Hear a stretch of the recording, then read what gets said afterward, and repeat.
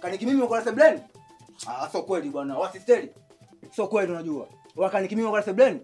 Hiyo haina hiyo. Sio kweli. Mimi siwezi kulala sebleni. Na kauli yangu sasa ipingwe. Unajua? Hayo masuala ya kuchelewa kulala kwa kuamka. Mambo gani mnaletea? Wewe Kaniki wewe. Ishi hapo hapo. Kaka yako ameoa, unataka aende akalale wapi? Nasema hivi, lazima utampisha chumbani. Dada, uamuzi wako hauko sahihi kabisa.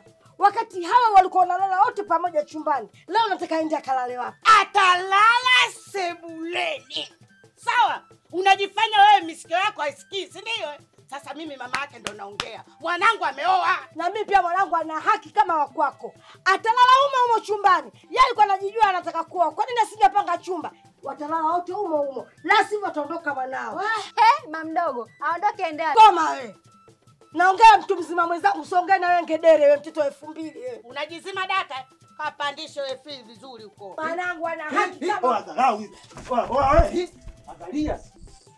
Hebu nisikilize, mimi si ndo mamako. Acha, waache. Umenielewa? Waache. Tasikia niwaambie. Kama hizo sikuoa, tatizo sikuoa.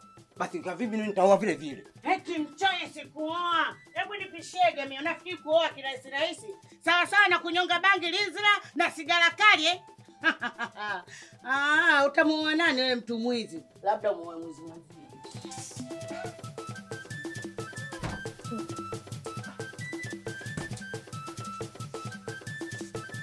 Acha.